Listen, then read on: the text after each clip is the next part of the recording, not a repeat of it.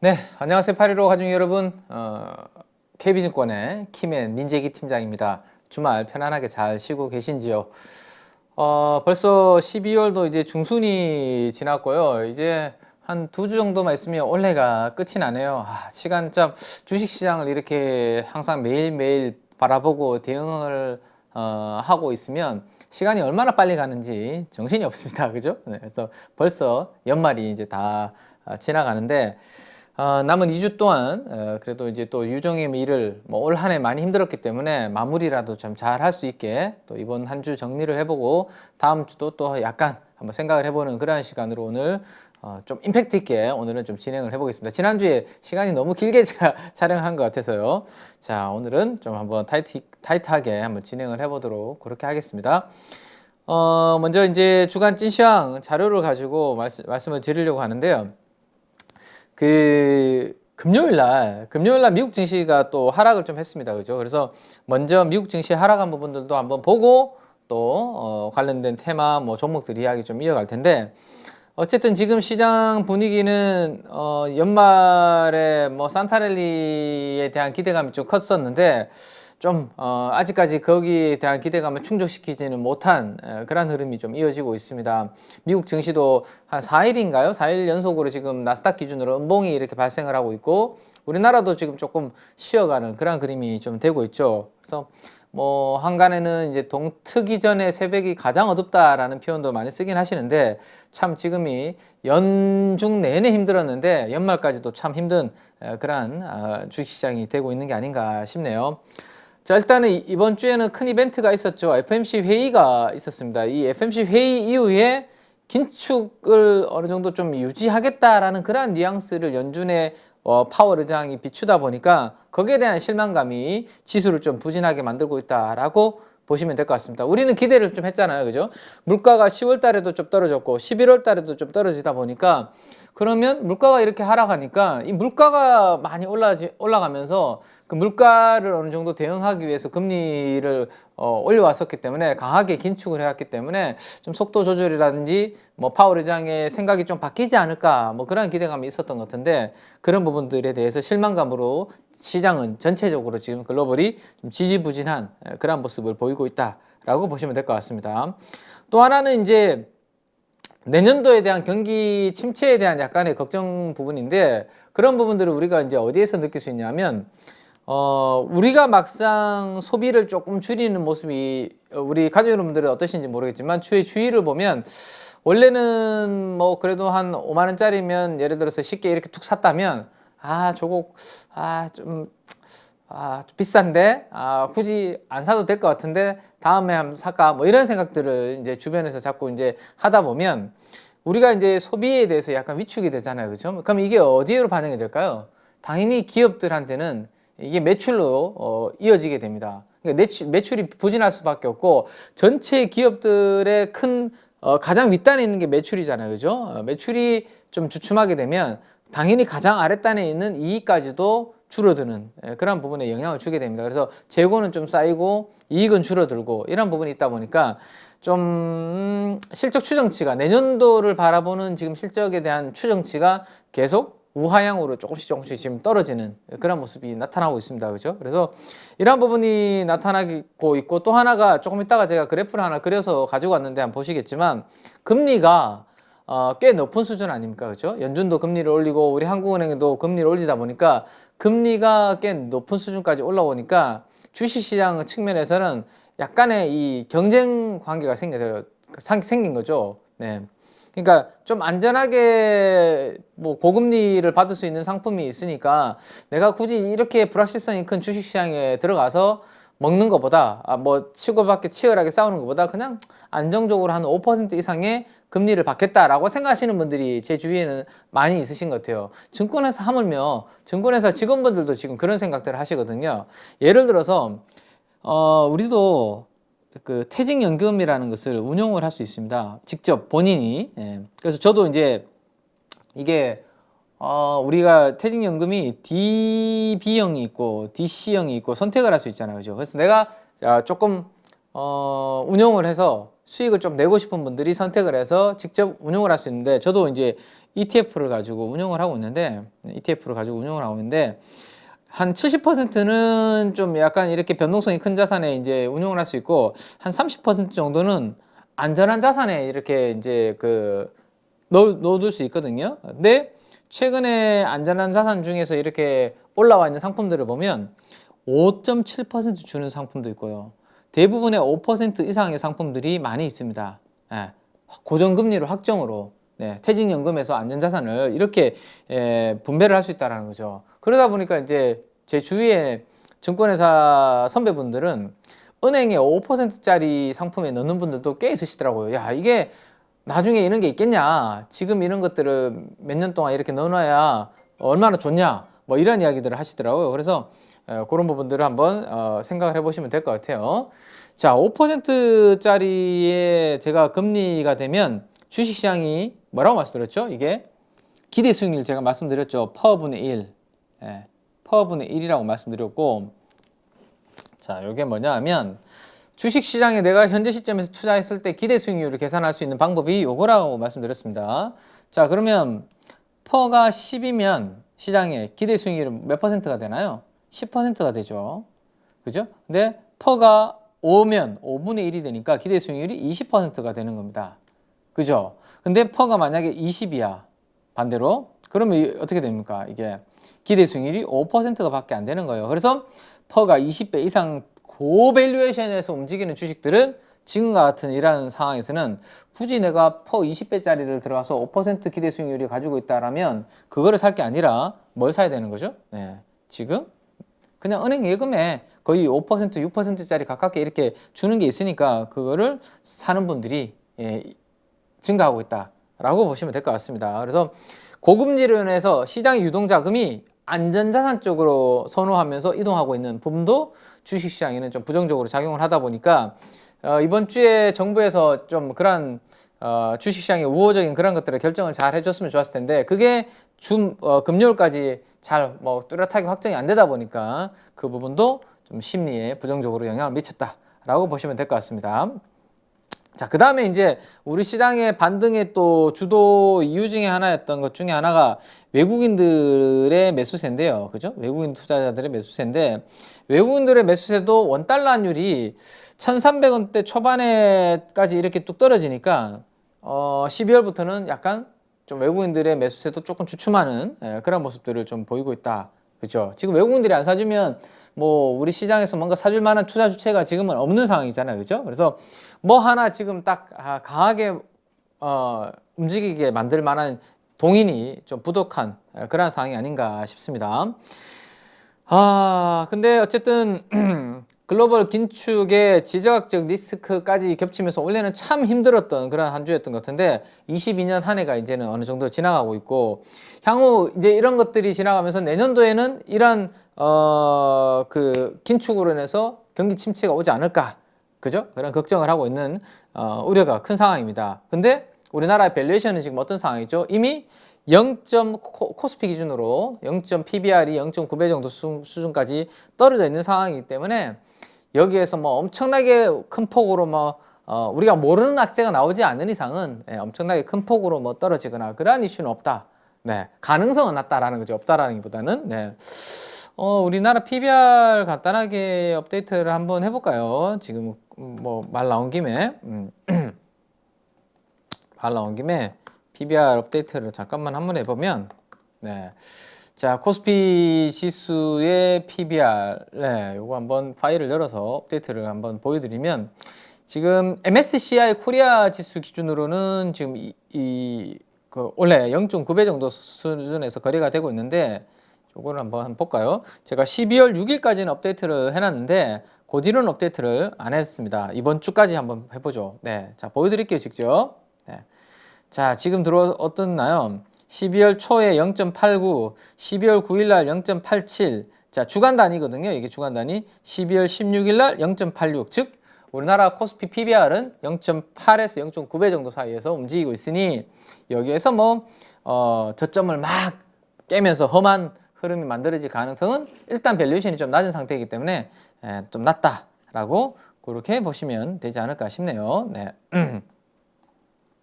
이해가 되시죠? 네, 그래서 우리 PBR은 이미 좀 낮은 수준까지 와 있다. 다만 좀 테마나 업종이나 종목에 대한 선택은 12월 남아있는 한 2주 동안은 조금 달라야 돼요. 그 아이디어는 다를 수 있다라는 겁니다. 지금 실적 추정치가 계속 우하향하고 있다라는 제가 말씀을 드렸잖아요. 자, 그거는 이제 PER을 통해서 우리가 볼 수 있는데 PER도 한번 열어서 한번 볼까요? 우리 코스피 지수의 12개월 후에 영업이익 추정치가 어떻게 되고 있는지를 한번 직접 한번 보여드릴게요. 자, 요것도 일주일 단위로 제가 매일 업데이트하고 있는 부분인데 한번 바로 파일을 돌려서 보여드릴게요. 자, 지금 한번 보시면 네, 요게 그 그래프인데 이게 그래프인데 쭉 내려서 8,213원으로 지금 떨어지고 있네요. 자, 요 그림을 제가 PPT에 넣어서 한번 그러면 간단하게 한번 보여드리면,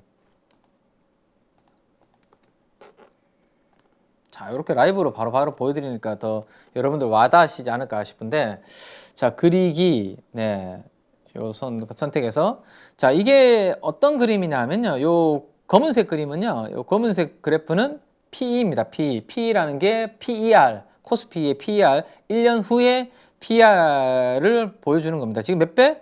11배 위에서 지금 거래가 되고 있습니다. 내년도 기준으로 11배 이상. 그러면 이거 기대 수익률 몇 퍼센트입니까? 11분의 1. 그죠? 11분의 1. 그러면 이게 10배가 안 되는 거죠. 10%가 안 되죠. 10%가 미만입니다. 자, 거기까지 한번 보시고, 조금 전에 제가 실적 추정치가 하향이 계속되고 있다라고 말씀드렸는데, 요 노란색 그래프 있죠? 여기 노란색 그래프, 붉은색. 요게 바로 코스피, 요 부분입니다. 앞으로, 포워드, 1년 후에 코스피의 주당 순이익이 어떻게 되는지 추정치를 보여주는 건데, 이게 지금 계속 우하향하면서 내려가고 있는 거 보이시죠? 이게 우하향하면서 내려가고 있습니다. 그래서 실적이 이렇게 꺾이고 있는 구간을 우리가 뭐라고 이야기를 하죠? 역실적 장세. 그죠? 역실적 장세 구간이기 때문에 지금은 종목 선택, 테마 선택, 업종 선택, 항상 그렇지만 지금은 더욱더 신중하게 잘 골라야 되는 그런 상황이다 라고 보시면 됩니다. 그래서 일단 연말에 이제 약간 대주주 물량 같은 것들을 감안하면 투자자들한테는 그러한 수급적 이유로 주가가 빠져주면 오히려 좀 저점에서 좀 분할로 이렇게 모아볼 수 있는 좋은 기회가 되지 않을까라는 생각을 해볼 수 있을 것 같고, 그 다음에 지수보다 조금 세게 강하게 움직이는 내가 좀 수익을 원한다. 그러면 지금으로서는 어쨌든 키워드가 중국의 리오프닝입니다. 그죠? 그래서 중국의 리오프닝 쪽에 당분간은 계속 집중을 하는 전략, 뭐 이런 것들 염두에 두시면 될 것 같고, 어쨌든 지금 날씨가 지금 이 방송을 여러분들 듣고 계시는 일요일 기준으로 오늘 뭐 엄청 영하 10도 이상 떨어지면서 많이 추운 걸로 그렇게 나오는데, 아주 춥고 밤도 어둡습니다. 그죠? 겨울은. 그래서 지금 어려운 구간을 우리가 잘 이겨내면 내년에는 또 좋은 결과를 기대할 수 있기 때문에 앞으로 2주 우리 가족 여러분들과 저도 함께 잘 한번 마무리해 보도록 그렇게 하고, 오늘 이야기 본론으로 이제 한번 들어가 볼게요. 자, 실적 추정치 뭐 이런 부분들까지 이야기를 드렸고요. 자, 요 이야기부터 먼저 해볼까요? 네. 뉴욕 연은 총재께서, 그러니까 미국 시장이 이제 주말에 또 이제 흔들렸는데, 뉴욕 연은 총재가 또 금리 이야기를 또 했습니다. 최종 금리가 예상보다 더 높아질 수 있다라는 이야기를 또 하셨네요. 참, 네.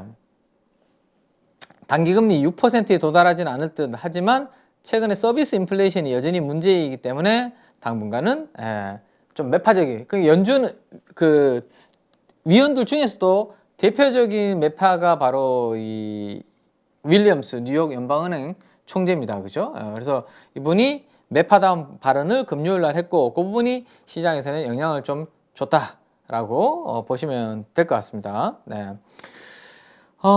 이렇게 매파다운 발언이 가능한 이유는 미국 시장의 경제가 그래도 약간 탄탄하다라는 믿음이 있기 때문에, 경제가 흔들리고 별로 안 좋다라면 이렇게 뭐 강한 이야기는 쉽지 않죠. 오히려 금리를 동결하거나 금리를 인하시키거나, 왜냐하면 금리라는 결정 구조에는 물가에다가요.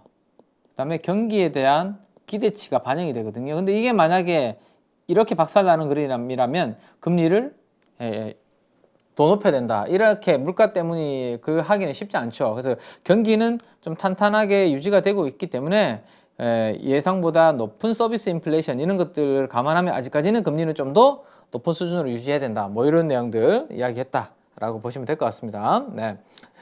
그 파월 의장도 이야기했던 것처럼 지난번에 서비스 인플레이션 쪽이 여전히 가장 높고 문제가 된다. 그래서 이쪽을 타겟으로 삼고 있다. 뭐 그런 내용들을 하셨습니다. 네. 그래서 이번에 이 점도표에서 나온 수준, 점도표에서 나온 수준, 이 수준이 조금 더 높게 유지되지 않겠나. 뭐 이런 이야기를 하니까 미국 증시가 금요일 날 이 매파적인 발언에 의해서 흔들렸고, 또 한 분이 메리 데일리 샌프란시스코 연은 총재인데요. 이분도 인플레에 여전히 상방 위험이 있다. 그래서 금리는 당분간 높게 유지될 것이다. 그래서 FMC 회의 이후에 연준 위원들이 뭐 또 이렇게 조금 매파적인 발언을 하다 보니까 시장에서는 다시 조금 위축되는 그런 부분이 있었다라고 보시면 될 것 같아요. 자, 그래서 이렇게 매파적인 발언을 하니까 돈의 이 달러의 움직임은 어떻게 됐을까요? 이렇게 강세의 흐름이 된 거죠. 네.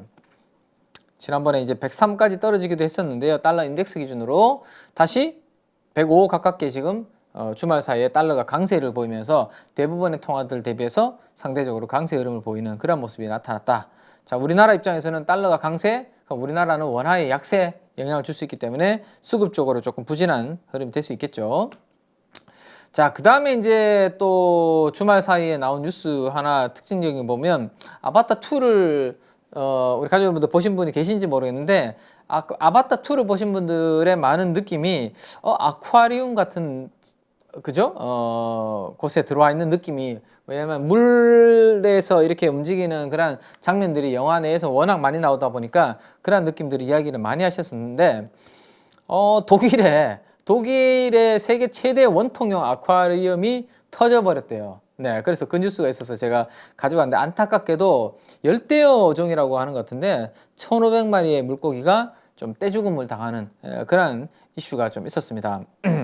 그 이슈가 나온 이유를 한번 기사를 통해서 제가 한번 보여드리면 제일 아래쪽으로 한번 내려가시면 될 것 같은데요.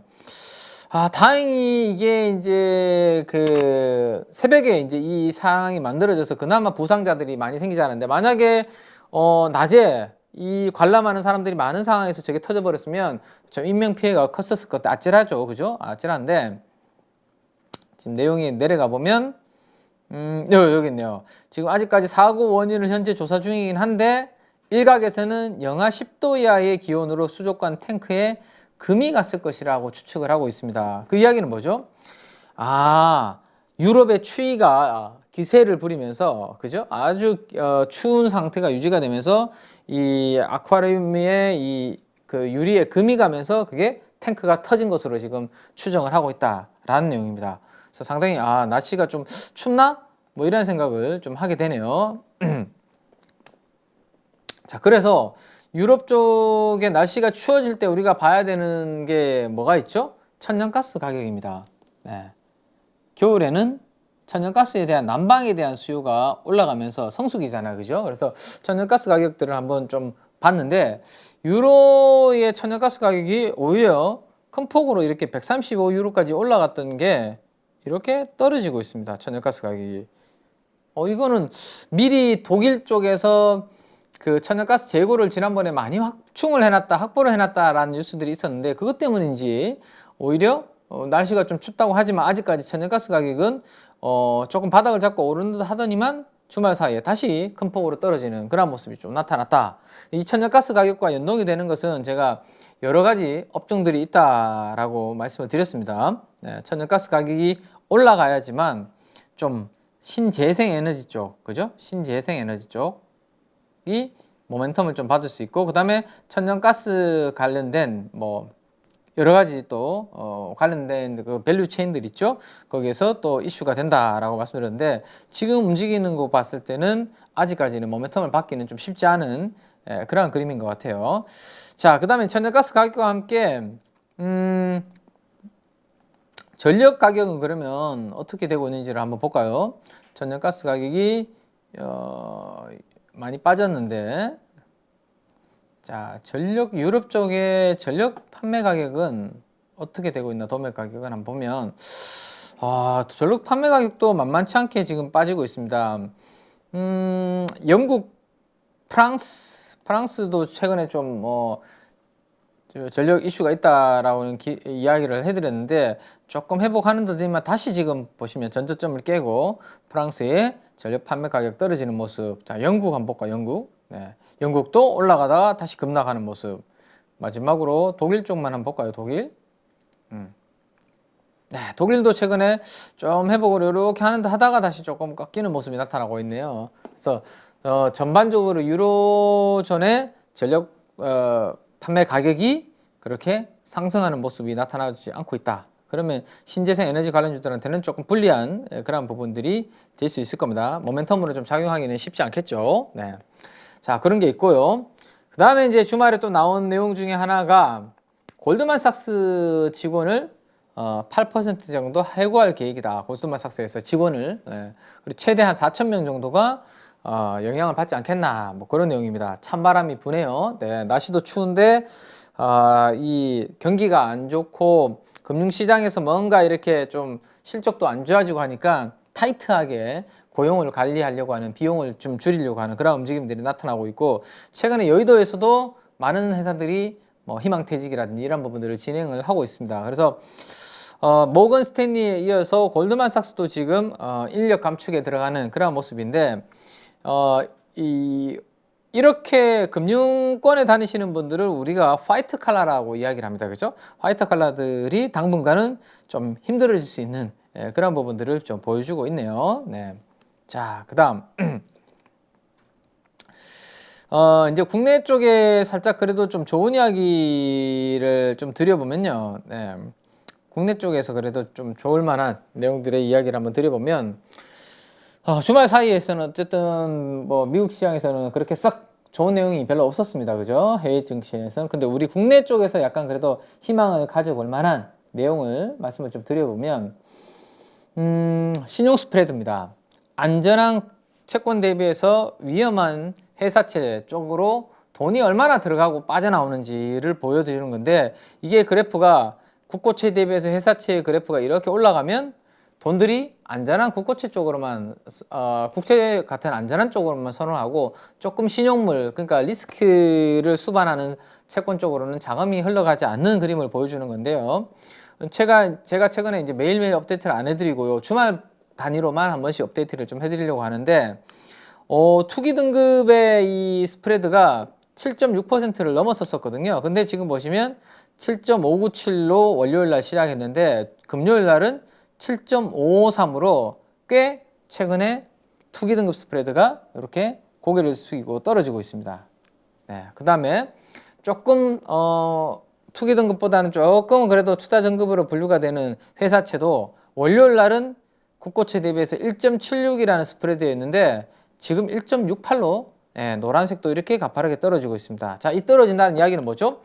회사채 쪽으로 돈들이 들어가니까 회사채의 금리가 떨어지면서 이 국고채와 스프레드가 좁혀지는 그런 그림, 나쁘지 않은 그림입니다. 네, 그래서 금융시장에서 얼마 전까지만 하더라도 우리가 돈맥 경화라는 이야기를 참 많이 이야기를 했었는데, 이게 서서히 풀리고 있다. 그러면 우리가 연말쯤에서 이 증시에 있는 그 수급적인 이벤트만 잘 마무리가 되면 금융시장이 이러한 좀 안정을 찾으면 좀 중소형주들이 좀 화려한 연초에 1월 랠리를 한번 기대해 볼 수 있다. 1월 랠리가 뭐냐면요, 연초 랠리 1월 랠리라는 게 있는데, 뭐 투자 상담사라든지 이런 금융 자격증을 공부해 보신 분들은 아실 텐데요. 1월 효과, 제뉴얼리 이펙트.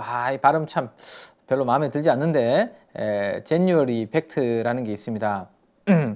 이게 뭐냐 하면요, 캡처해서 제가 한번 보여드릴게요. 네. 1월 달, 매해 1월 달에 나타나는 주식시장의 주요 특징 중에 하나를 우리가 제뉴얼리 이펙트 1월 효과라고 하는데, 한번 보시죠.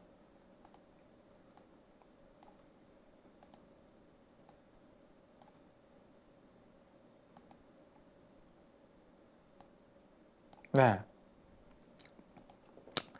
자,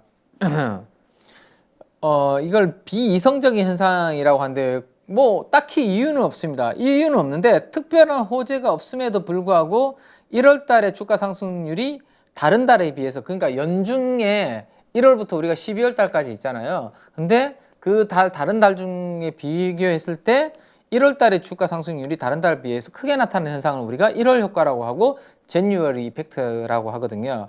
근데 특별한 호재가 없음에도 이렇게 되는 이유는 저는 항상 연초 기대감이라고 생각됩니다. 연초에 대한 장밋빛 기대감. 장밋빛. 네.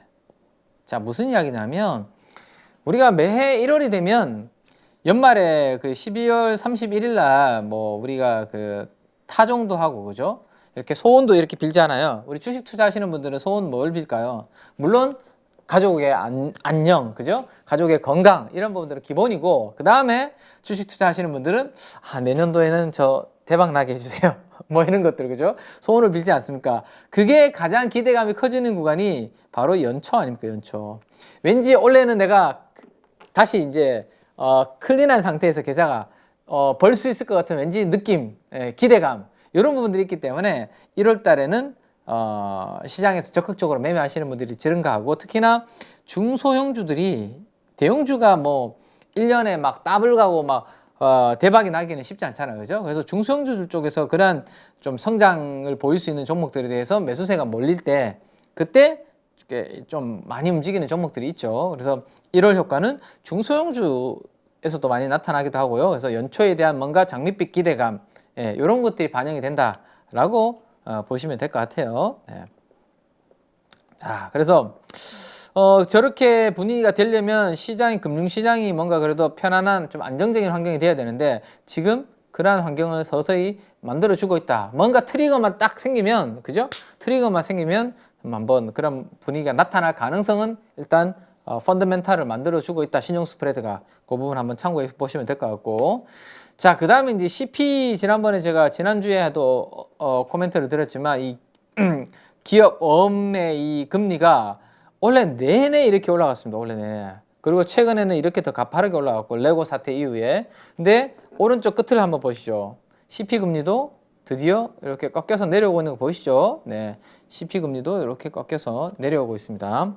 자, 그래서 이제 양도성 예금 증서와 CP 금리의 스프레드를 그려보니까, 그죠? 그렇게 레고 사태 이후로 끊임없이 오를 것만 같았던 이 두 개의 스프레드가 고개를 숙이고 내려오고 있는, 즉 돈맥 경화가 풀려가고 있는 그런 모습들이 나타나고 있다라는 것을 보시면 될 것 같아요. 네. 자, 그래서 지금은 코스피 지수가 좀 주춤하고는 있는데, 뭔가 트리거가 만들어지면 금융시장 환경은 조금씩 좋아지는 그런 구간으로 나타나고 있다라고 보시면 되고, 달러원 환율하고 같이 그린 건데 이것도 마찬가지로 떨어지고 있습니다. 네, 그렇게 보시면 될 거고. 자, 그 다음 조금 전에 제가 이제 수급적 이야기를 하나 해드린 게 뭐죠? 고금리로 인해서 시중의 자금들이 어디로 간다? 안전자산 쪽으로, 즉 은행의 예금 쪽으로. 뭐 은행 예금 이렇게 조회를 한번 해보시면, 네이버 같은 곳에 은행 예금 금리라고 해볼까요? 은행 예금 금리. 네, 지금 보시면, 네, 물론 이제 조금 이금융권, 상대적으로 조금 규모가 좀 작은 곳에 금리를 더 많이 주기도 합니다. 네, 근데 여기 보시면 은행들도 꽤 있죠. 네. 저축은행이라든지 이런 쪽은 더 금리가 좀 더 높겠죠. 네. 자, 한번 보세요. 두산은행 5.3% 준답니다. 네. SC제일은행도 5.2%, 전북은행도 5.15%, 네, 수협도 5.10%, 부산은행 5%, 네, 이런 은행들이 다 5% 이상의 금리를 주다 보니까 주식에서 5% 이상 수익을 낼 자신이 없는 분들은 차라리 그냥, 그래, 저런 고금리 상황이 얼마나 지속되겠어, 나중에 떨어졌을 때 또 저런 높은 금리를 내가 상품에 넣기 어려우니까 지금 몇 년 동안 박아놓자 라고 생각하시는 분들이, 자금들이 이쪽으로 어디에서 떠나서 주식시장에서 이렇게 이동하는, 그죠? 그런 그림이 나타나고 있다. 자, 그래서 지금 제가 2010년도부터 최근까지 은행의 예금 잔고 수준과 한국은행의 기준금리 추이를 한번 그려봤습니다. 그려보니까 예전에 금리 매년 이렇게 은행의 총 예금 잔고는 올라갔다가 좀 주춤했다 올라갔다가 주춤했다가 계단식으로 계속 올라오긴 하고 있는데, 금리가 아무래도 이렇게 올라가는 구간, 한국은행에서 그죠? 금리가 0.5에서 지금 3%로 이렇게 올리는 이때가 더욱더 가파르게 은행의 잔고가 올라가더라, 예금이 많이 더 그쪽으로 가더라 라는 거. 그래서 주식시장 입장에서는 좀 좋지는 않죠. 그래서 이게 어느 정도 올라가다가 좀 멈추게 되면 이 자금의 무브 현상도 조금 개선이 되지 않을까 정도 한번 기대를 해보시고요. 그래서 이제 그나마 이제 금요일 날 거래대금이 코스피 기준으로는 그래도 조금 회복하는 모습이었습니다. 얼마를? 7조 원. 이 노란색이 코스피 거래대금이고요. 검은색 줄 실선이 코스닥 거래대금인데, 지금 보시면 그래도 이렇게 5조 원대와 6조 원대로 주춤하던 코스피 거래대금이 다시 7조 원대로 좀 회복하는 그런 모습이 나타나고 있죠. 그래서 거래대금이 좀 살아나주면 중소형주의 좀 활발한 흐름은 좀 기대할 수 있지 않을까라는 것까지 한번 보시면 될 것 같습니다. 자, 여기까지 한번 보고요. 네. 몇 개 종목들 이야기를 한번 해볼게요. 어쨌든 이번 시장 우리는 좀 전강 후약의 흐름을 좀 많이 좀 보여줬었는데 오늘은 그 부분은 간단하게 업데이트를 좀 해보도록 그렇게 하겠습니다. 자, 일단 금요일날 기관 외국인들이 시가총액 대비해서 업종별로 매수 강도 상위에 있었던 업종이 어디냐면 유틸리티입니다. 유틸리티. 네. 기관도 그렇고 외국인들도 그렇고 유틸리티 업종을 이렇게 강하게 많이 샀는데, 그 유틸리티 내에서 그러면 뭘 샀는지를 한번 우리가 보면 유틸리티 내에서 뭘 샀는지를 제가 한번 보여드리면, 유틸리티라는 게 뭐죠? 가족 여러분들, 유틸리티 업종. 이거는 경기에 크게 영향을 받지 않고 꾸준하게 뭔가 이렇게 좀 계속 소비가 일어나는, 수요가 있는 그런 산업이 유틸리티 업종이라고 보시면 될 것 같아요. 자, 그래서 그 유틸리티 업종 쪽으로 수급이 들어온 게 어딘지 제가 바로 화면을 열어서 여러분들께 공유를 해서 한번 보여드리면 이쪽입니다. 네. 자, 어디냐면 유틸리티가 전기, 가스, 여기가 유틸리티구나 라는 거를 여러분들께서 느끼실 수 있을 것 같아요. 네, 수급이 들어온 것까지만, 조금이라도 수급이 들어온 것까지만 끊어서 제가 한번 보여드릴게요. 네, 이렇게 됩니다.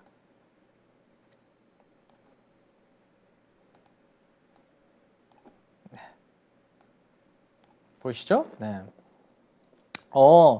자, 매수 강도가 제일 오른쪽에 있죠. 시가총액 대비해서 0.3% 정도의 매수 강도가 가장 강하게 들어온 종목이 한국가스공사. 네, 한국가스공사. 그 다음 또 종목이 뭐예요? 경동도시가스. 이것도 또 가스 관련주네요. 자, 가스와 전기, 이러한 쪽이 유틸리티 업종이구나 라는 걸 느낄 수 있죠. 이거는 우리가 경기가 좋든 안 좋든 어쨌든 추위를 견디기 위해서, 아니면 생활하기 위해서 반드시 필요한 그런 필수적인 부분이잖아요. 그죠? 그 다음에 한국전력, 항전 KPS, 대성홀딩스, 이런 종목들이 수급이 시가총액 대비해서 0.15% 이상 들어온 종목들이다 라고 보시면 될 것 같습니다. 그럼 얘네들은 이번 주에 무슨 이슈가 있었나요? 가족 여러분들, 가스, 전기가 어떻게 된다? 내년도에 전기 가스료가 올해 인상분의 2배 안팎으로 오를 거다. 이러니까 전기와 가스 관련된 업종이 좀 그 다음에 좀 나아지겠네 라는 생각을 시장에서는 좀 하게 되었다 라고 보시면 될 것 같아요. 자, 그래서 유틸리티 업종의 내년도 1년 후에 영업이익 전망치를 보면 지금까지는 힘들었죠. 왜냐하면 한국전력만 우리 가지고 한번 이야기를 해볼까요? 한국전력. 자, 한국전력 015760. 네. 자, 주가가 지금 꽤 바닥에서 많이 올라왔습니다. 17,000원 정도 전후에서 21,000원까지 올라왔으니까 한국전력, 아무도 쳐다보지 않던, 관심이 없던 한국전력도 지금 바닥에서 꽤 많이 상승을 했는데, 이게 최근에 이제 200일선까지 이렇게 바짝 올라와서 그렇지, 사실 주봉으로 한번 볼까요? 길게. 네, 월봉으로 6만원대에 있던 종목이 얼마까지? 15,000원. 15,000원, 16,000원까지 빠졌다가 이제 20,000원까지 올라온 겁니다. 양봉 하나 이제 바닥에서 한두 개 정도 만들어진 거라서 아직까지도 주가는 참 많이 빠져 있는 그런 상태입니다. 다만 단기적으로 보면 이제 바닥에서 이렇게 회복을 해서 낙폭 과대 업종에서 이렇게 전기요금이 올라갈 수 있다는 기대치만으로 주가가 좀 올라오는, 지금까지 실적은 있다 없다 한국전력이. 자 볼까요? 039. 자, 지금 보시는 것처럼 한국전력이 몇 조 원의 손실을 낸다라는 이야기 많이 들으셨죠. 올해 1분기, 2분기, 3분기 다 적자고 4분기도 역시 적자. 그래서 작년에 이어서 올해도 연간 기준으로 적자인데 이게 그냥 적자가 아니에요. 예. 지금 얼마입니까? 31조 원의 적자. 작년도 5조 8천억에서 어마어마한 적자입니다. 버티기 어렵죠. 그래서 전기요금을 인상을 시키려고 하는데 참 쉽지 않아요. 왜냐하면 전기요금은 쌓아야 된다라는 인식이 강합니다. 우리나라에서 공공재 성격을 가지고 있기 때문에. 근데 해외에서는 그렇지 않거든요. 전기요금을 민간에서 이렇게 관리를 하다 보니까 전기요금도 막 비싸게, 뭐 원가가 올라감에 따라서 에너지원, 뭐 유가, 가스, 다른 이 전기를 만들어내는 그러한 이제 원가가 올라감에 따라서 전기요금 반영해서 올리는데 우리나라는 그런 부분들을 쉽게 하지 못하죠. 정부의 입김하에 놓여 있기 때문에. 그래서 한전이 그런 것을 다 떠안아서 버티고 있는 그런 상황이다라고 보시면 됩니다. 그러면 PBR이 어떠냐, 종목별 PBR에서 제가 한번 한전의 PBR을 한번 보여드릴게요. 역사적인 PBR이 어느 정도 수준인지. 자, 이렇게 바닥권이 있다 보니까 주가가 한 번씩 툭툭툭 튀는 그런 흐름이 만들어진다라고 보실 수 있는데요. 자, 한전의 코드 번호는 015760입니다. 네. 쓸데없는 거를 제가 다 외우고 있죠. 네. 015760 리프레시를 누르면, 자, 한전의 PBR이 도대체 얼마 정도 수준에서 이렇게 적자가 나는 기업은 볼 수가 있어요. 거의 지금 보시면 그래프가 완전히 바닥으로 숨어버리고 보이지가 않잖아요. 그죠? 이게 축이 의미가 없기 때문에 이렇게 돼버리는 겁니다. 자, 다시 설정. 네. 그러면 지금 보시면 PBR이 0.1로 기준을 잡아도 되겠네요. 네, 이렇게 된다. 자, 한번 제가 캡처해서 여러분들께 보여드릴게요. 한국전력의 내년도 장부가치 기준입니다. 이게 forward FW12라는 것은 제가 1년 후에 PBR이니까 장부가치 기준이라고 보시면 되겠죠. 네, 1년 후에 장부가치 기준으로 한번 보시죠. 한국전력은 얼마 전에만 하더라도 이게 얼마에서 움직인 거예요? PBR 0.2배. 그러니까 자산 가치가 1,000억이면 200억 정도 수준에서 회사의 시가총액이 움직였다라는 거죠. 그러다가 최근에 이제 전기요금 상승에 대한 모멘텀이 붙으면서 이게 얼마까지 올라온 거예요? 지금 PBR 0.4배 이상으로 올라왔습니다. 자, 여기에서 제가 한번 기억하는 건 뭐죠? 예전에 제가 이런 이야기 해드렸습니다. 시클리컬 업종은 PBR로 봐야 되는데 왜? 이익의 변동성이 워낙 크니까 경기에 따라서. 그거는 그런 업종들은 PER로 분해하기는 참 어렵다. 이 이익이 너무 변동성이 심하니까. 그래서 자산가치 기준으로 PBR로 보는 게 맞다라고 말씀드렸습니다. 시클리컬 업종은. 근데 그래서 이런 업종이 턴어라운드가 조금만 나타나면, 자, 바닥에서 0.2배에서 더 이상 잃을 게 없다라는 것만 있으면 여기서 사서 0.3배만 가도 몇 배? 50%가 먹는 거고 0.4배만 가도 따블이 나는 거다라고 말씀드렸는데 한국전력이 약간 그러한 느낌을 좀 보여주고 있네요. 그죠? 0.2배에서 0.34배까지 이렇게 가파르게 최근에 올라오는 그러한 흐름을 좀 보여주고 있는 것 같습니다. 자, 그래서 한번 그런 쪽으로 주말에는 수급이 강하게 좀 들어왔다. 그래서 유틸리티 업종의 영업이익 전망치를 보시면 마이너스 부호가 앞에 다 붙어 있죠. 다 적자이기 때문에 이익 전망치가 마이너스였습니다. 그래서 주가가 계속 빠졌던 거고요. 근데 최근에 이 적자 폭이 어떻게 되고 있나요? 적자 폭이 이렇게 줄어들고 있습니다. 여전히 마이너스이긴 한데 요거에 대한 모멘텀, 그러다 보니까 PBR이 0.2배, 1배 수준에서 조금씩 회복을 해나가고 있다라고 그렇게 이해를 하시면 될 것 같습니다. 그래서 지난 금요일 날 수급이 가장 강하게 들어왔던 기관 외국인 쌍끌이 매수가 들었던 업종, 유틸리티 업종은 그러한 지금 성격을 좀 가지고 있다라는 거 참고로 해보시면 될 것 같습니다. 자, 그 다음에 이제 대형주 몇 개 제가 흐름을 좀 살펴드릴게요. 삼성전자 한번 보면, 그러니까 지금 시장의 키워드를 몇 가지만 분해를 좀 해보면요.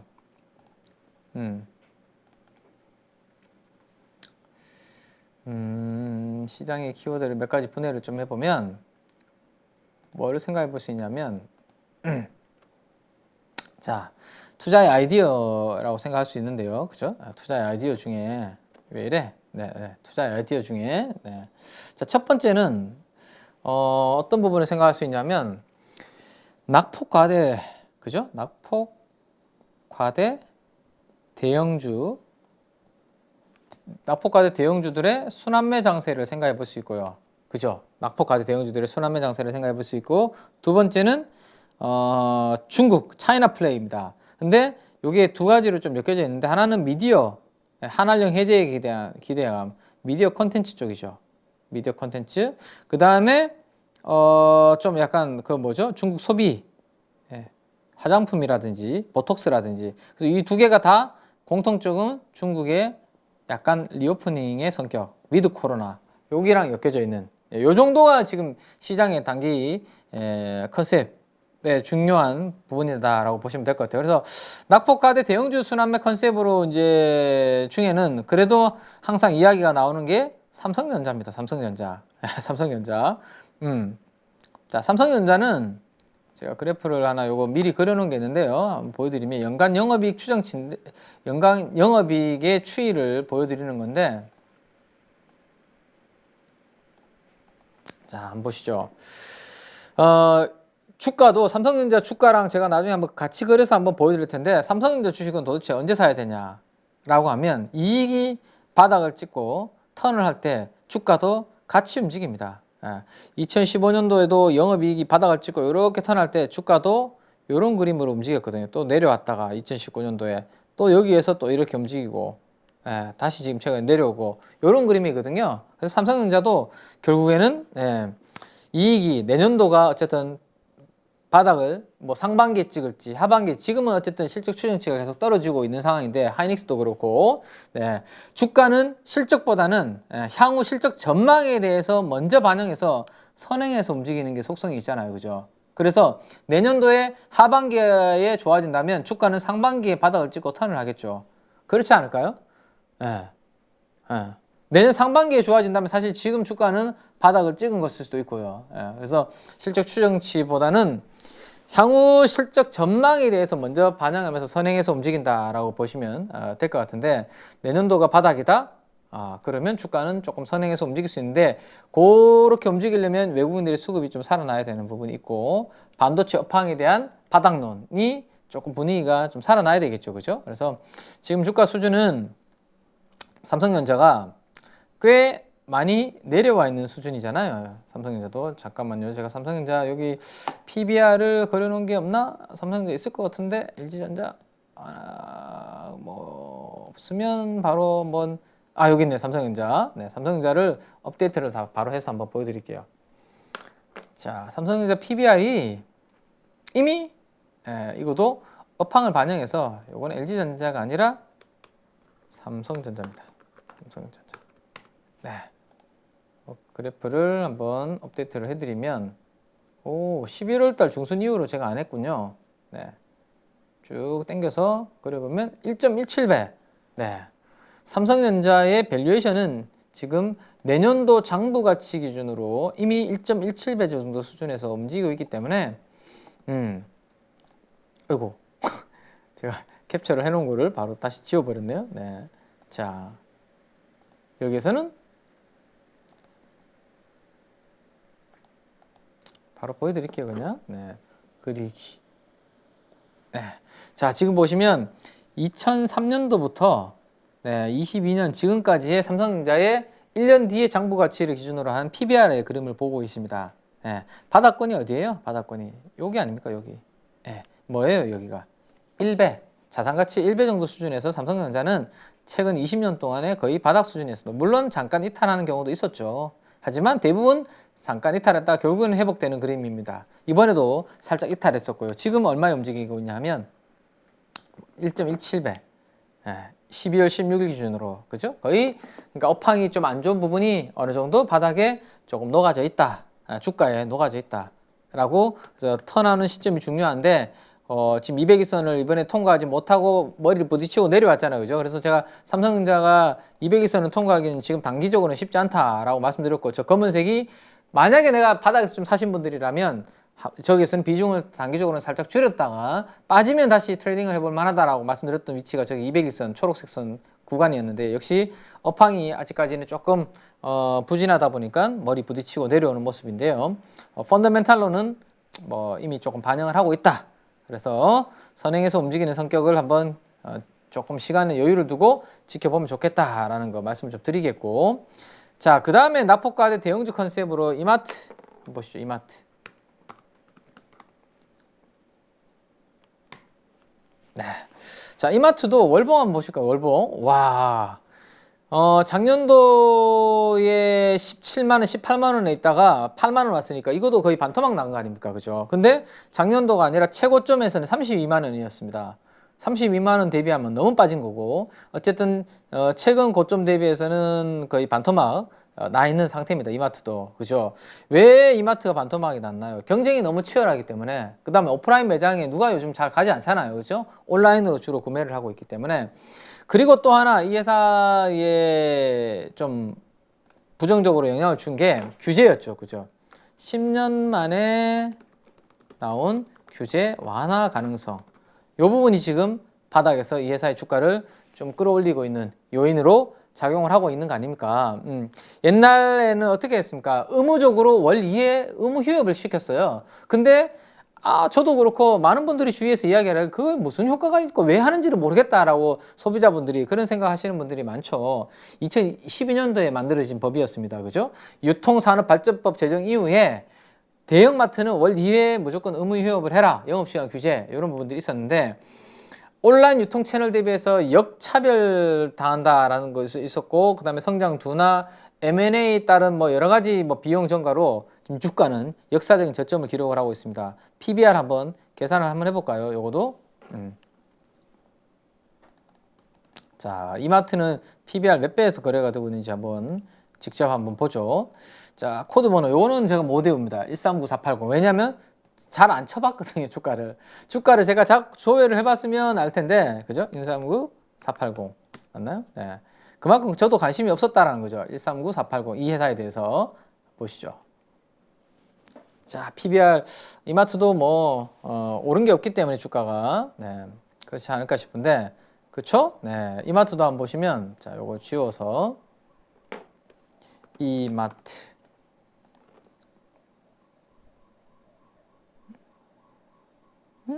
그 캡처하는 그 부분이 여기 있네요. 자, 이렇게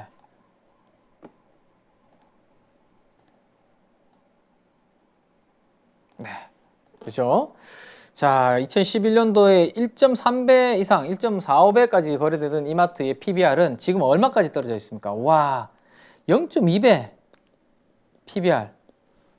그죠? 계속해서 방금 말씀드렸던 그러한 이슈들로 인해서 이렇게 밴드를 타고 내려왔는데, 자, 이제는 이제 바닥에서 그래도 좀 턴을 할 수 있는 그런 기대감이 좀 있지 않을까라는 거. 왜냐하면 규제가 일단 10년 만에 그 규제 완화 가능성이 나오면서 바닥에서 그래도 바텀은, 하방은 좀 막아주지 않을까. 그래서 낙폭과대 대형주 컨셉으로 이마트도 좀 분류가 되지 않을까라는 생각 해볼 수 있을 것 같네요. 네. 자, 그 다음에 이제 게임주 중에 NC소프트. NC소프트가 최근에 좀 반등을 줬다가 박살이 났다가 다시 좀 회복했다가 변동성이 난리입니다. 난리. 그죠? 네. 그러니까 넷마블의 보유 지분 매각 가능성이 시장에서 이제 좀 이슈가 되면서 주가가 낙세. 여기 언제죠? 이게 12월 13일 날. 대량 거래와 함께 최근에 박스권을 이탈하는 음봉이 하나 장중에 10%짜리 음봉이 나왔잖아요. 12월 13일. 12월 13일에 무슨 이슈가 있었냐면 12월 13일 날 그때로 돌아와 보면 자, 뭐 디아블로하고 이슈도 있었고요. 디아블로 이슈도 있었고, 그 다음에 조금 전에 말씀드렸던 수급적인 요인 넷마블의 보유 지분 매각 가능성. 그래서 시장에 대해서는 그런 부분들에 대한 우려감이 커지면서 그 음봉을 하나 빵 만들어냈습니다. 근데 이 게임 소프트웨어 업종 이미 연초 대비해서 제가 많이 빠져 있다라는 말씀드렸고, NC소프트도 마찬가지죠, 그죠? 원래 내내 빠졌었고, 주가는 많이 이미 하락해 있는 상태입니다. 거기에서 바닥에서 이제 약간 조금 올라오려고 하는데, 최근에 그런 노이즈가 좀 생기면서 주가가 좀 주춤한 그런 모습을 보여주고 있죠. 네. 자, 그런 상황이죠. 자, 그래서 이제 2023년도에 내년도에 어쨌든 이제 신작이 나오잖아요. TL이라는 신작이 이제 나오는데 어디 갔나?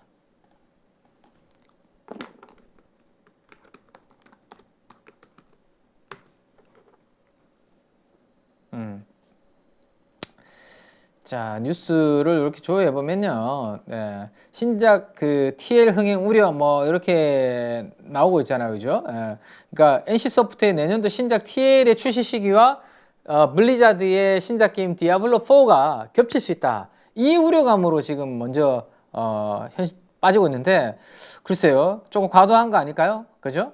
그래서 그런 부분들은 앞으로 어떻게 또 풀리는지 한번 또 봐야 되겠죠. 그래서 그 다음에 NC소프트를 그 넷마블이 한 9% 정도 가지고 있는데, 그 지분 매각, 그 다음에 이 신작에 대한 뭐 흥행 우려 부분들이 반영돼서 주가는 이렇게 좀 흔들리는 모습인데, 글쎄요, 200일선을 올라탔고 단기적으로 200일선이 오히려 40만 9천 원 정도 있는데 지지 역할을 해주면서 저는 여기서 물량 소화를 좀 하지 않을까. 왜냐면 이미 지난번에 제가 말씀드렸죠. 200일선 돌파했지만 전 고점에 있는 가격대가 이미 여기에 있는 구간들이니까 여기서는 한 템포 쉬어갈 수 있는 부분이 된다라고 말씀드렸는데, 거기에서 지금 쉬는 겁니다. 그래서 자연스러운 가격 조정 정도로 볼 수도 있다라는 겁니다. 네.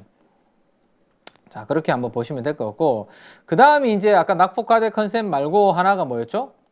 미디어 컨텐츠 쪽이잖아. 미디어 컨텐츠 쪽은 한한령에 대한 해지 기대감입니다. 거기에 선봉에 서는 기업은 CJ ENM에 대한 기대가 있다라고 저는 말씀드렸고요. CJ ENM. 네. 아직까지 추세는 바닥에서 음봉을 돌파한 이후에 에너지는 살아있는 그런 모습입니다. 네. 자, 이거는 뭐 구독자 티빙이라든지 뭐 여기 시즌 합병으로 인해서 구독자가 앞으로 증가하지 않겠나라는 그런 기대감과 함께 12월부터 중국의 OTT에서 우리나라의 드라마들을 하나씩 지금 뭐 우리나라 드라마들을 지금 런칭을 하고 있는 거, 그런 부분들이 지금 모멘텀으로 작용하고 있죠. 첫 번째가 뭐였죠? 12월 8일 날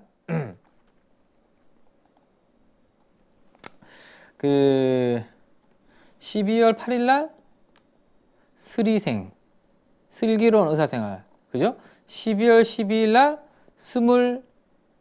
여섯, 25인가요? 뭐 아무튼 그런 드라마. 그 다음에 12월 16일 날 뭐 그 힘센 여자 도봉순인가요? 도봉순. 뭐 이런 것들. 이런 것들이 한한령 해적에 대한 기대감을 키우면서 중국 OTT에 등장하는 한국 드라마가 이렇게 생기면 앞으로 지금보다는 더 나빠지기는 어렵지 않겠어. CJ ENM이 오른 게 있나요? 네. 그죠? 20만 원에서 7만 원까지 빠졌다가 이제 겨우 바닥에서 200일선까지 앞두고, 제가 200일선에서는 돌파를 앞두고는 쉬어갈 수 있다. 전고점이 있으니까 그런 이야기 해드렸습니다. 그죠? 그래서 살짝 비중 조절을 하실 분들은 거기서 해도 된다. 그리고 나머지는 이거를 이번에 한한령 해제 기대감으로 뚫고 가는지 그런 부분들을 한번 지켜봐야 되겠죠. 자, 그 다음에 콘텐츠리 중앙이 아바타에 대한 기대치가 이제 클라이막스가 되면서 주가가 조정을 한 3일 정도 받았는데, 금요일에는 또 약간 회복하는 모습이었습니다. 네. 그래서 요게 이대로 끝이라기보다는 아마도 아바타 2의 흥행에 대한 흐름들을 따라가면서 다시 좀 전고점까지는 살짝 반등을 주는 그런 그림이 될 수 있거든요. 근데 그때가 이번에 만약에 올라올 때 못 파신 분들한테는 살짝 비중을 좀 줄일 수 있는 그런 타이밍이 되지 않을까 싶어요. 왜냐하면 저는 200일선 정도까지는 이번에 올라갔다가 조금 조정받았지 않을까 기대를 했었는데, 아쉽게도 거기까지 가지도 못하고 지금 밀렸기 때문에 생각했던 것보다는 조금 에너지가 강하지 않은 거고 조금 더 체크를 해야 되는 부분이 있을 것 같아요. 그래서 일단은 아바타 2가 이제 크리스마스 시즌까지 이제 다음 주 가면 관객 수라든지 뭐 여러 가지 좀 이슈들이 좀 생길 것 같은데, 그때 주가가 좀 더 반등을 이어주면 그 다음 이제 뭐 그러니까 영화 쪽에 관람객 수가 많이 회복을 하면서 좀 올라와 주고 모멘텀이 되고, 그다음에 12월 17일, 21일이 되면 제가 말씀드렸던 게 뭐죠? 12월 21일 다음 주잖아요. 12월 21일이면 그죠? 다음 주 수요일이네요. 다음 주 수요일. 다음 주 수요일에는 네.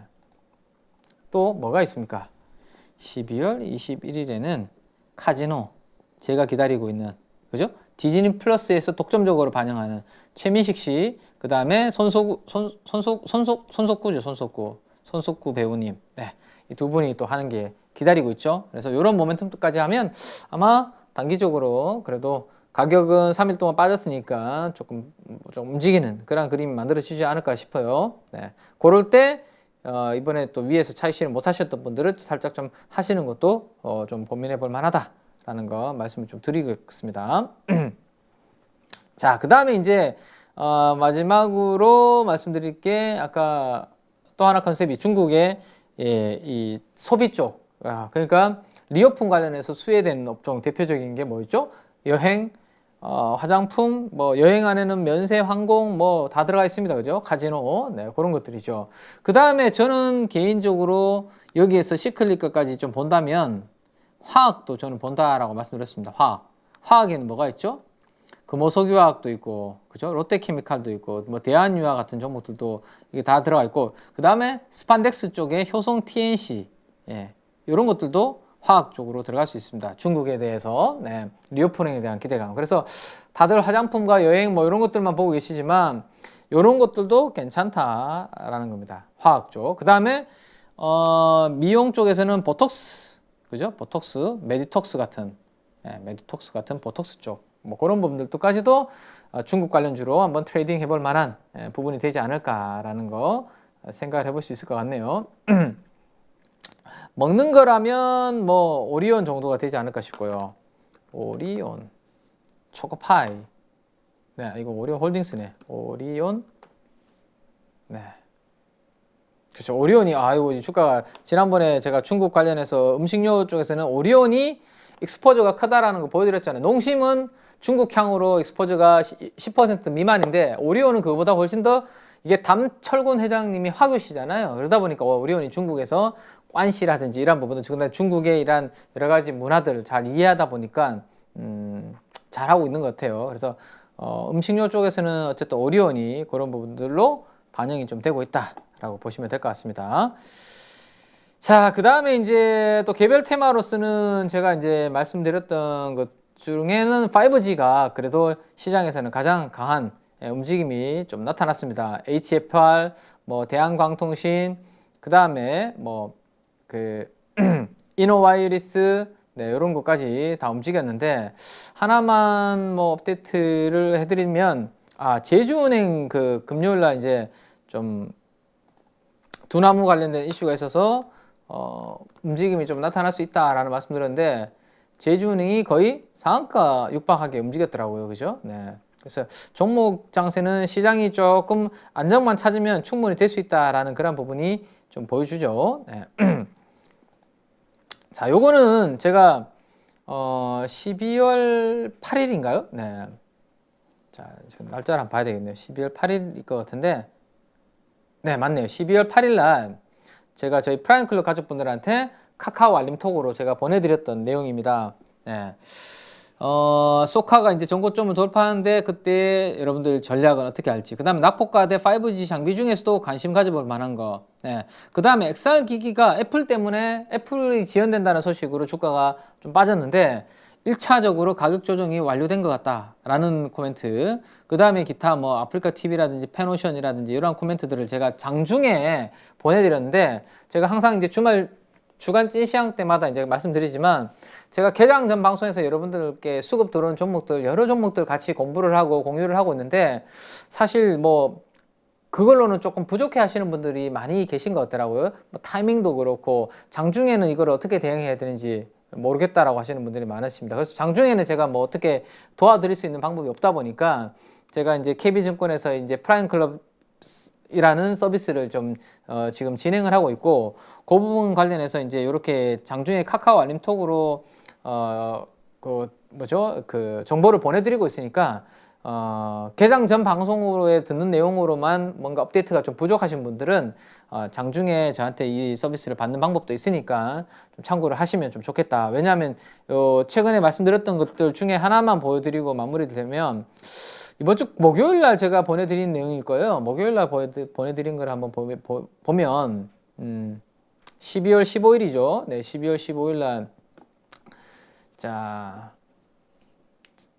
지금 기관이 사는 종목 해서 바이 키맨에서 이렇게 제가 보내드린 건데, 자 5G 관련해서 다시 한번 제가 왜 미국 의회에서 파웨이라든지 이 5G 기업 제재 법안 발의했다라는 거 제가 말씀을 개장 전 방송에서 드렸고, 반사 수익에 대한 전반적인 강세를 보이는데 섹터 내 투자 우선순위로 언급드렸던 종목들을 투자 포인트를 다시 한번 정리를 제가 해드린다라고 이렇게 써드렸거든요. 그래서 제가 좋게 보고 있는 종목들 HFR, 서진시스템, 대한광통신, 그다음 대한광통신의 이 트리거, 상승 트리거 역할을 하는 펀더멘탈까지 이렇게 그래프로 그려서 넣어드렸고, 그다음 마지막으로 에이스테크까지 이렇게 써드렸습니다. 자, 에이스테크가 인도 시장에서 5G 개화를 했을 때 가장 최대 수혜되는 종목이기 때문에 특히 이 종목은 연초 이후에 낙폭이 가장 크다. 그죠? 이거는 이제 우리 자료실에 제가 가족 여러분들한테도 넣어드렸던 부분이죠. 예, 5G. 지금 보시면 에이스테크가 연초 이후에 여전히 50% 하락한 수준 아닙니까? 가장 많이 빠졌기 때문에 낙폭이 큰 상황이고, 인도에서 지금 우리 삼성전자가 뭔가 수주받는 모멘텀이 있다 보니까 에이스테크까지도 단기적으로는 좀 봐줄만 하다. 예, 그런 내용으로 제가 이제 목요일 날 써놓은 건데, 에이스테크가 금요일 날은 또 가장 많이 오른 5G 중에 하나더라고요. 네. 보시면 그죠? 에이스테크가 네, 12%까지 장중에 금요일에 올랐습니다. 저는 목요일 날 이제 한 번 더 5G 관련주들에 대해서 업데이트를 좀 해드리는 글을 써드렸거든요. 그래서 그런 내용들도 있고, 그 다음에 저는 이제 개인적으로 또 관심을 두고 있는 쪽이 변압기 같은 이런 전력기기 쪽으로 관심을 두고 있다는 내용을 우리 개장 전 방송에서 많이 이야기를 좀 해드렸죠. 네. 근데 최근에 이제 한국산 변압기가 미국 상무부하고 소송에서 최종적으로 승소를 했기 때문에 저는 연초에 주도주로 다시 이 변압기기 쪽은 재부상할 것으로 저는 생각을 좀 하고 있거든요. 그래서 관련된 기사도 제가 링크를 걸어 놓은 건데, 현대일렉트릭, 재룡전기 이런 종목들도 좋은데 얘네들은 연초 이후에 이미 꽤 좀 많이 올라왔다. 변압기 쪽 한번 볼까요? 네. 자, 변압기 관련된 기업들은 4개 정도가 있는데, 지금 보시면 재룡전기, 현대일렉트릭은 100% 이상씩 올랐죠. 예, 상대적으로 덜 오른 게 효성중공업과 LS일렉트릭입니다. 근데 상대적으로 밸류에이션 메리트가 또 있는 종목이 지금 보시면 LS일렉트릭은 7배에서 거래되는데 효성중공업은 3.4배. 예, 그래서 저는 변압기 전체를 다 좋게는 보지만 일단 밸류에이션에서는 효성중공업이 가장 좀 편안한 것 같다. 그리고 왜 변압기 쪽이 당분간은 갈 수밖에 없는지에 대한 내용도 또 이렇게 위에 적어 드렸거든요. 그래서 그런 부분들도 여러분들께서 좀 참고를 좀 하실 수 있지 않을까. 그 다음 최근에 가장 기대가 좀 강했던 쪽에 하나가 웹툰 쪽이었는데, 웹툰에 대해서는 아직까지 잘 모르시는 분들이 많아요. 그죠? 그래서 그리고 DNC 미디어를 둘러싼 약간의 조금 개인적인 생각, 이게 이제 나 혼자 레벨업 때문에 이제 주가가 좀 뭔가 기대감, IP 가장 주목을 받고 있는 나 혼자 레벨업이라는 이제 부분이 있는데, 이 나 혼자 레벨업의 작가분이 안타깝게도 이제 하늘나라로 가신 그런 부분이 있죠. 이 공백을 좀 메워주는 히트작이 나와야 DNC 미디어는 지금보다도 더 강하게 좀 올라갈 수 있는 부분들이 있거든요. 그래서 그런 내용들까지도 제가 장중에 적어드리고 있고, 우리 뭐 일동제약 말씀드렸던 것까지도 이렇게 업데이트를 다 해서 적어드리니까 혹시라도 장중에 여러분들께서 좀 혼자 판단하기 좀 어렵다. 특히나 제가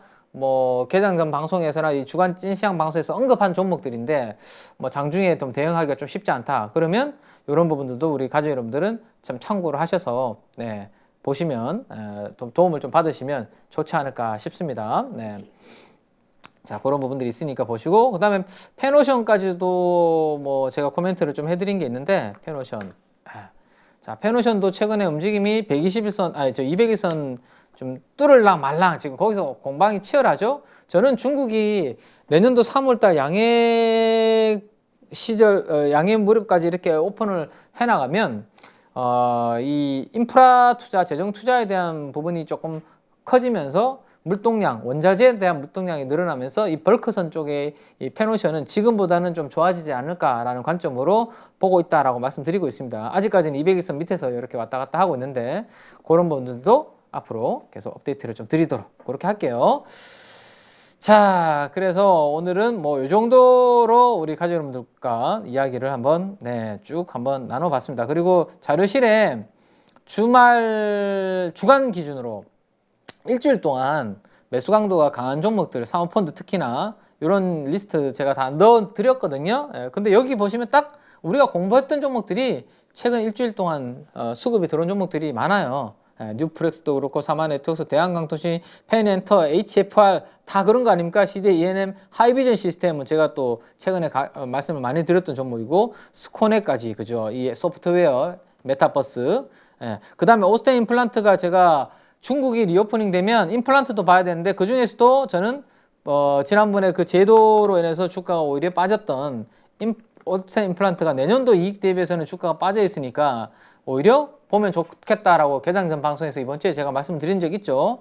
그리고 지금 7%가 이렇게 상승을 했습니다. 그래서 이런 것들도 리스트도 여러분들 밤에 한번 일요일에 보시면서 다음 주를 한번 좀 차분하게 대비해 보시면 되지 않을까 싶네요. 자, 참 쉽지 않습니다. 저도 쉽지 않은 시장이고 여러분들도 당연히 뭐 그런 쉽지 않은 시장이 계속 이어지고 있습니다. 근데 어쨌든 주식 시장이 항상 좋았던 적도 없고요. 쉬웠던 적도 없습니다. 그러니까 주식이죠. 어려우니까 주식이고. 그래서 우리 요즘 월드컵 때 유행했던 꺾이지 않는 마음으로 그죠? 올 한 해 2주 동안 남았는데 마무리 잘 키맨과 함께 하셨으면 좋겠고요. 내년도에도 꺾이지 않는 주가를 위해서 열심히 저도 연말에 달려보도록 그때 열심히 공부해보도록 그렇게 하겠습니다. 자, 오늘 밤늦게까지 긴 시간 함께 해주셔서 감사드리고요. 가족 여러분들 밤에 꿀잠 주무시고 내일 아침 개장 전 방송에서 다시 인사드리도록 하겠습니다. 감사합니다. KB증권의 김현이었습니다. 누구나 1시간 안에 200개 종목에서 좋은 종목을 고를 수 있는 그런 능력을 배양할 수 있도록 제가 도와드리려고 그렇게 하고 있습니다.